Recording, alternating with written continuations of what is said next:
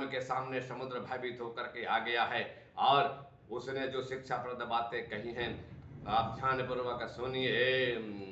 और सभय सिंधु गही प्रभु पद के रे, क्षमौनाथ सभय गुण मेरे। और गगन समीर नल जल धरनी, इनके नाथ सहज जड़ करनी। तब प्रेरित माया उपजाये, सृष्टि हेतु सब ग्रंथ निगाये। प्रभु आयसो जेहि कह जस है, सोते भांति रहे सुख लहे। प्रभु भल कीन्हे मोहि सिख दीन्हे, मर्यादा पुण्य तुम्हारी कीने।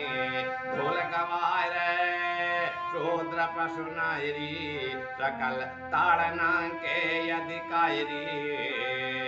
प्रभु प्रताप में जाब सुखाई, रोत रहे कटकन अर मोरी बढ़ाए।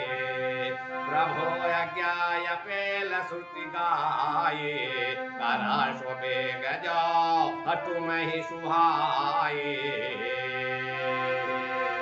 सुनत विनीत वचन यति, कह कृपाल मुस्काए। अजय विधि उतर कपि, कटक तात सो कह उपाय। राम जय जय राम। भयभीत होकर समुद्र भगवान राम के चरणों में आकर के गिर गया और कहने लगा, हे प्रभु मेरे अवगुणों को क्षमा कर दीजिए। अरे आकाश और वायु, अग्नि, जल और धरती, ये 5 तत्व हैं प्रभु, और हे नाथ यह स्वाभाविक रूप से ही जड़ हैं। हे भगवान आपकी प्रेरणा से ही माया इनके द्वारा रचना करती है और सभी धर्म ग्रंथ गा रहे हैं इस बात को, सृष्टि के लिए ही इनकी रचना की गई है। हे भगवान आप की आज्ञा से ही ये सब कार्य करते हैं और जिस प्रकार से इन्हें सुख मिलता है सो वैसा ही ये करते हैं। हे प्रभु आपने भला किया जो मुझे इस प्रकार से ये शिक्षा प्रदान कर दी, फिर मैंने तो भगवान आपकी मर्यादा को ही निभाया है।